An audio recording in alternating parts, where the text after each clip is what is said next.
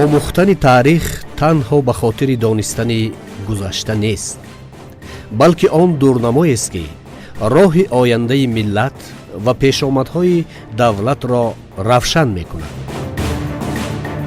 эмомалӣ раҳмон.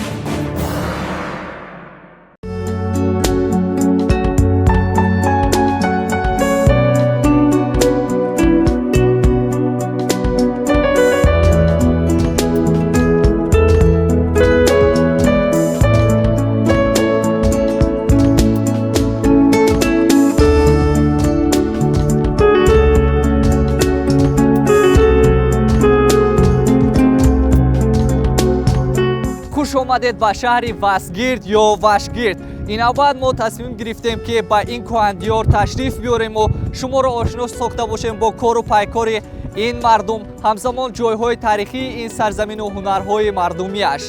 شاید ذهن شما را بینندگان عزیز سوال تشویش داده ایستاده باشد که چنین شهر در جمهوری تاجیکستان وجود دارد یا نه؟ ولی من میگویم که بله وجود دارد.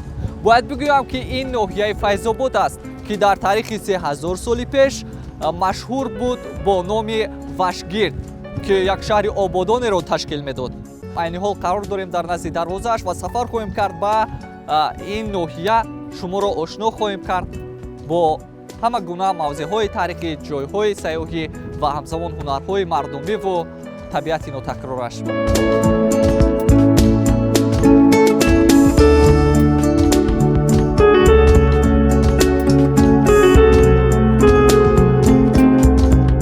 ворид шудан пас аз дарвозаи ноҳияи файзобод шуморо аввалин шуда шамоли ҷонбахшу роҳафзои ин кӯҳандиёр истиқбол мегирад. атрофи накати боди ҷонбахшу ҷонфизои файзобод шоири зиндаёди мо бозор собир ки бо вазишҳои ҳамин бод устухонҳои кӯдакии худро сахт намудаву ба воя расида буд, чунин зебо шеъре гуфтааст: боди файзобод чун дар пуштагардон мешавад, косаҳои чашмҳоям чапагардон мешавад. бале, воқеан ҳамчунин бодеро дар худ доро аст ин гӯшаи меҳан. ман атрофи накати боди файзобод борҳо шунида будам, вале гумон намекардам ки он ба таври ҳамешагӣ вазон асту рӯҳбахш. ҳамин буда ки нахуст чизе ки дар ноҳияи файзобод мо ба он дучор омадем, ин бод буду табиати сарсабзу хӯрами он. ҷое шунида будам ки мардумони ин гӯшаи диёрро зодагони диёри бод низ меноманд ва ин андеша дурустам будааст.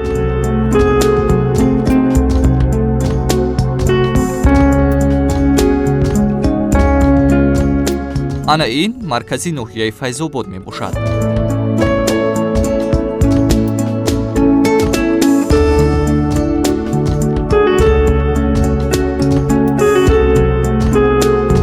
файзобод яке аз ноҳияҳои тобеи ҷумҳурии тоҷикистон буда 50 километр шарқтар аз шаҳри душанбе ҷой гирифтааст. маркази маъмурияш шаҳраки файзобод мебошад.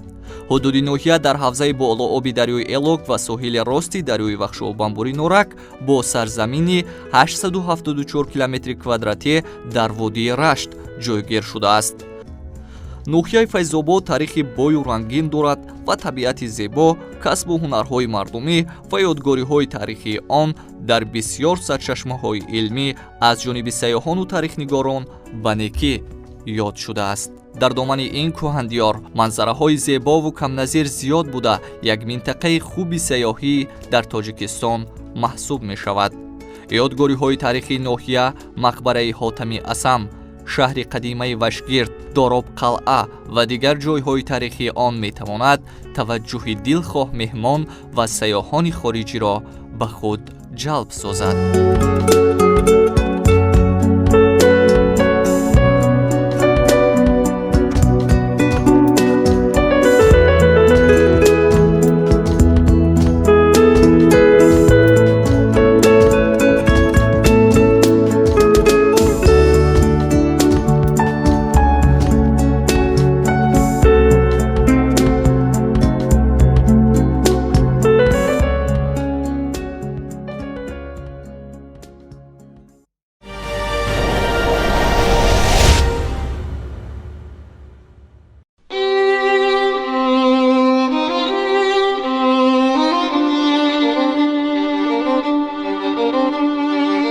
мо дар оғози барнома ноҳияи Файзободро ҳамчун шаҳри Вашгирди қадим муаррифӣ намудем. аз ҳамин хотир ҳоло аз таърихи дури ин шаҳр қисса хоҳем кард.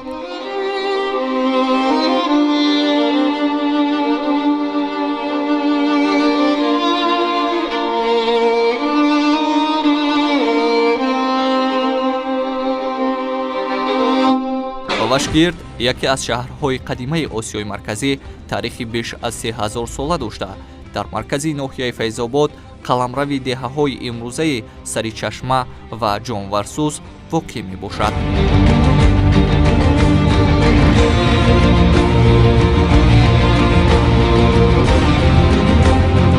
дар китоби алома бо боҷон ғафуров тоҷикон омадааст ки шаҳри Вашгирд дар баробари шаҳрҳои Шумон, Кумер ва Аҳурун як шаҳри ободоне будааст ва ҳамзамон сиёсати мустақили худро низ доштааст. ва бояд бигӯем ки ин теппае ки шояд таърихи бою рангини тоҷикон дар он нуҳуфта бошад, аз ҷониби археологон ба таври бояду шояд пажӯҳишҳои илмӣ бурда нашудааст ва шоядам ки мутахассисон биёянду ин теппае ки дар он таърихи рангини тоҷикон маҳфуз аст, пажӯҳишҳои дақиқан илмӣ бибаранд ва саҳифаҳои бозам пурҷилои таърихи тоҷиконро ошкор созанд.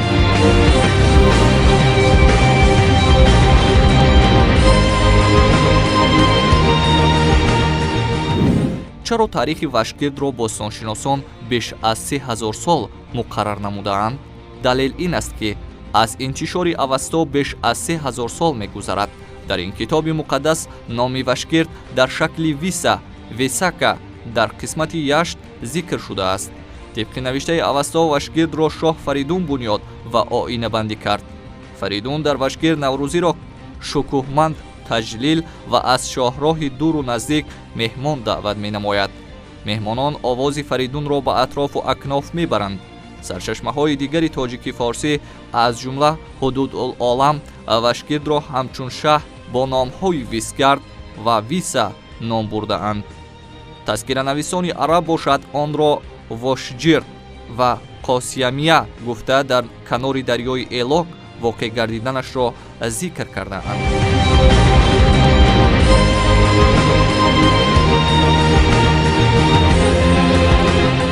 дар мавзеъе ки айни ҳол мо қарор дорем, дар таърихи зиёда аз 3000 соли пеш як шаҳри ободоне будааст бо номи Вастгирд ё Вашгирд, ки зикри номаш ҳатто дар авасту шоҳнома низ рафтааст.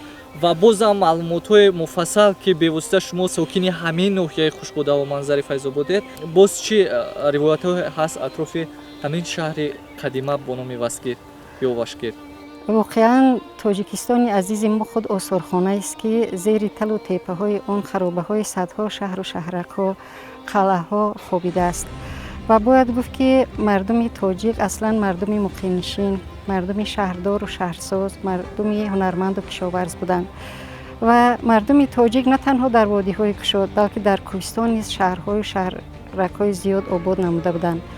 ва Вашгирди қадим дар имрӯза ки бо номи Файзобод маъруф аст, яке аз чунин шаҳрҳои қадимаи замони худ буд.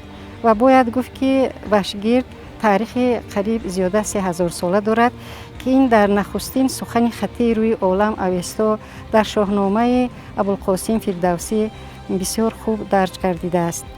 ва бояд гуфт ки Вашгирд, ин ҷое ки мо истодаем, аслан Вашгирди қадим ҳамин ҷо обод буд. қалъаи Вашгирд ва қалъаи Вашгирд аслан аз 3 қисм иборат буд: работ, ҷои ҳокимнишин ва корвонсарой.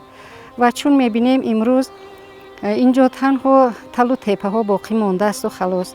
яъне ки дар замони худ Вашгирд ки худ як вилояти хеле калонтарину бонуфузтарин миёни дигар вилоятҳои хуталону чавғониён буд ва дар Вашгирди бостонӣ бисёр мавзеъҳои хуби чарогоҳҳо айлоқҳо буданд ва аз ин рӯ аз тарафи дигар мардуми беруна ба ин ҷо бисёр ҳуҷумҳо мешуд барои аз худ намудани заминҳои серобу сералафи Вашгирд ва аз тарафи бодиянишинони туркон بسیار واشگرد به زدوخوردها دچار گردید.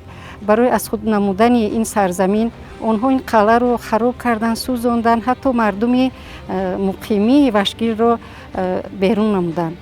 و همچنین تا عصرهای 15-16 واشگرد اصلا آباد بوده است و بعدا از طرف بسیار هم امیر خونخوار و ظالم امیر مظفرخان که بعد شکست از طرف روسیه خواست که مردم کوهستان زمین‌های کوهستان را از خود نماید و باقی مانده قلعه واشگرد از طرف او خراب و ولنگار گردید.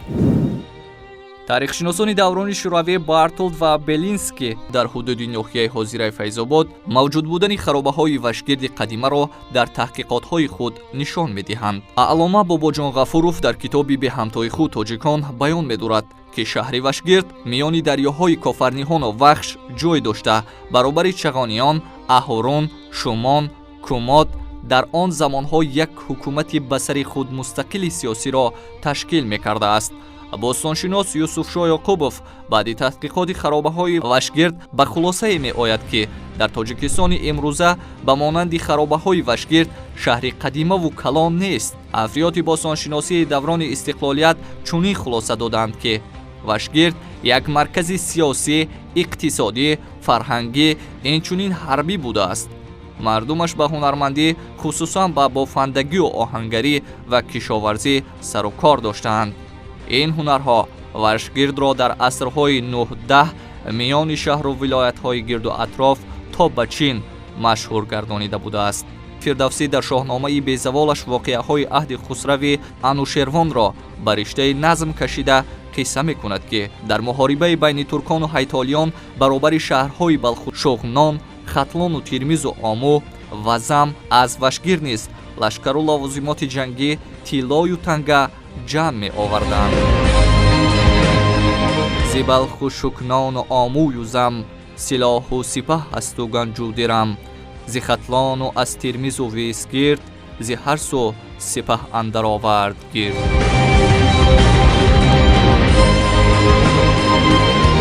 тасвири фирдавсӣ далолат мекунад ки дар асри 5 тахмин 1500 сол қабл вашгирд ё тавре дар шоҳнома омада васгирд шаҳри аз ҷиҳати ҳарбӣ устувор ва аз ҷиҳати сиёсӣ бонуфуз будааст. дар фасли дигари шоҳнома дар достони рафтани гев ба висгард ба назди пирон омадааст. ҳамон шаб сипоҳ андаровард гирд бирафт аз дари балх то васгирд. ҳамаи он бозёфтҳое ки имрӯз аз ин мавзеъ алалхусус аз қалъаи сангин ёфт шудааст, ҳангоми кофтковҳо, ҳамчунин мардуми таҳҷоие ки дар атроф ин мавзеъ зиндагӣ мекунанд, ҳангоми сохтмонҳои хонаҳои худ, ҳангоми корубори ҳавлиҳои худ бисёр бозёфтҳо аз қабили кӯза, асбобу ашёи рӯзгор, хиштҳое ки қалъаро бо он месохтанд ёфтанд ва аксарияти онҳо дар осорхонаи таъриху кишваршиносии ноҳия монда шудааст. аксарияти онҳоро ба осорхонаи миллии ҷумҳурии тоҷикистон бурдан ва бисёр арзиши пурқимат доранд. бори нахуст дар ин шаҳри қадимаи тоҷикон соли 2004 кофтуковҳои бостоншиносӣ анҷом дода шудааст. бостоншиносон зимни ин ковишҳо ба хулосае омаданд ки зери талутепаҳои вашгирди қадим ашёи зиёде маҳфузанд ки кашфи он таърихи кишварамонро бо санадҳои нав ғанӣ хоҳад кард. ҳамзамон зимни ин пажӯҳишҳо муқаррар гардидааст ки вашгирди қадим аз ду қалъа, қалъаи сангин ва қалъаи фотимаи заҳро ва шаҳристон иборат будааст. ёдгориҳое аз вашгирд ёфт гардида аз ҷумла лӯлаҳо ва қубурҳои обрасонӣ далолати онро медиҳанд ки ин шаҳр бо системаи ягонаи обрасонӣ низ муҷаҳҳаз будааст.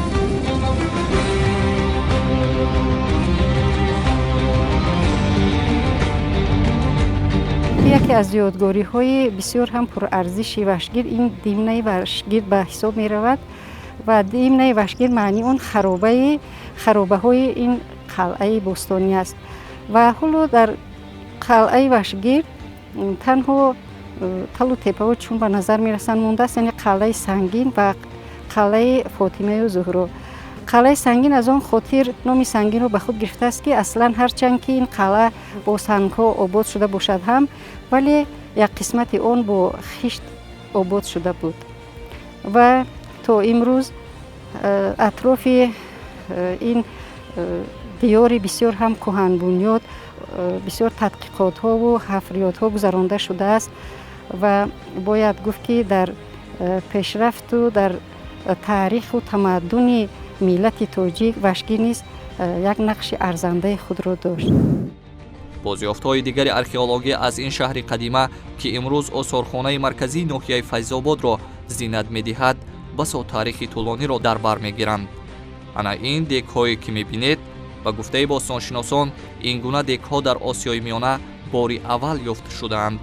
سکه‌های خطائی و هندی از آن گواهی می‌دهند که تاجران شهر قدیمه واشگیرد با راه تجارت به چین و هندوستان می‌رفتند و این البته طبیعی است، زیرا واشگیرد در میان جای شاهراه‌های بین‌المللی راه ابریشم که از بلخ سر شده تا به چین می‌رسد قرار داشت. تحقیقات‌ها ثابت نمودند که زرگری نیز از جمله هنرهای مردمی واشگیرد شهر بوده است. باستانشناسان از خرابه‌های شهرستان دستمانه‌های برنجی، مهره نقشین مسی و شیشگی، توگمه‌ها، چاله نقرگین گلدار و بسیار دیگر مصنوعات زرگری یافتند. دریافت کارد و اسکنای میخ و نعل اسب دلیل آن است که در واشگیرد آهنگری نیز رواج یافته بوده است.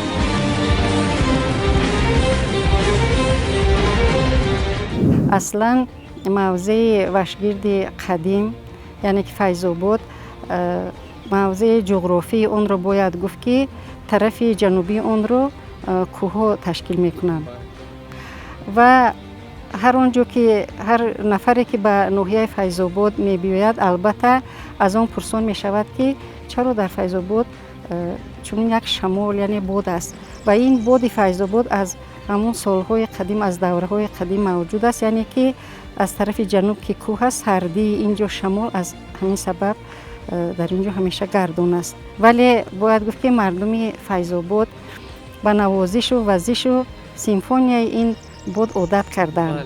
امروز میبینیم که این باد در این بالای تپه های و خاک و خوابتوده ها گردون است و گمان میکنم که چنگ و غبار این موضع رو، این شهری بسیار قدیمه و روح و ارواح این موضع رو تازه و آزاده نگاه می‌دارد.